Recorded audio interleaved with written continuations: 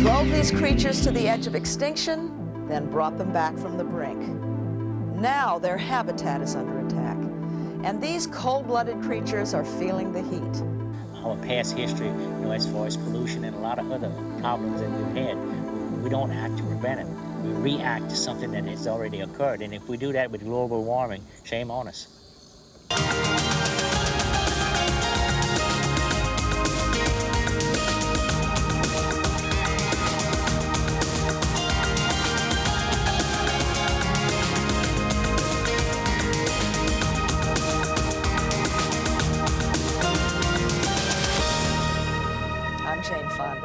Welcome to People Count. In the fight to protect our oceans, a critical defender is that fine line where land meets sea, the wetlands. Here, fresh water and salt water meet and mix, creating one of the most productive ecosystems on Earth. These marshes act as filter and buffer, protecting the land from ocean and ocean from land.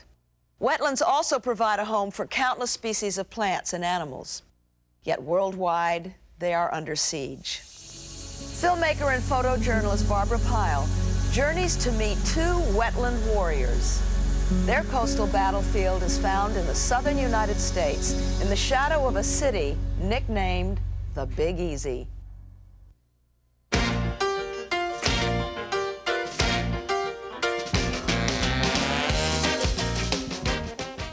New Orleans, a city steeped in historic charm, overflowing with the spices of life, seasoned with the magic of Mardi Gras, soulful sounds of Dixieland jazz and Cajun cuisine.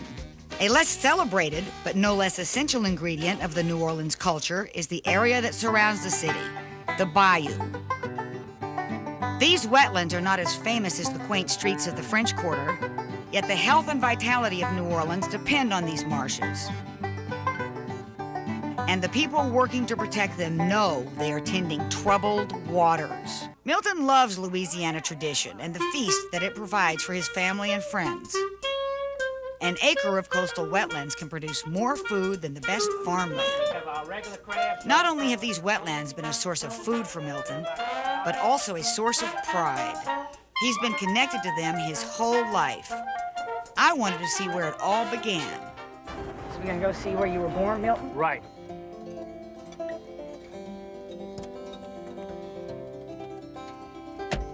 I didn't realize that just because I grew up on the river, that it would stay with me the rest of my life. And here I am, 50, 60 years later down the road, and I'm still having to do things with the Mississippi River. So I guess it made a lasting impression on me. His boyhood home stands behind the street sign that bears his family name. What was it like growing up across from the Mississippi River? Well, like I said, that was our playground.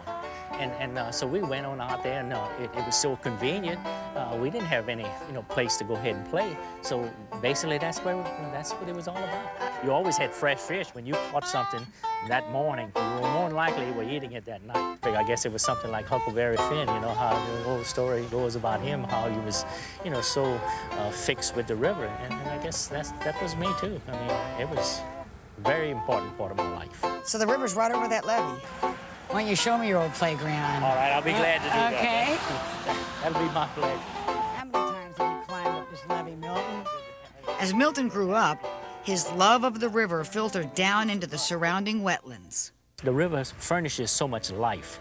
And then, once I got a little bit away from it, and then I got into the wetlands and doing a lot of shrimping and hunting and stuff away from the river, I began to realize that, hey, this is what the river furnished, not only because I grew up on the river and it was my playground, but all the wetlands that were, that later on in life that I enjoyed, it was a direct relation to the river.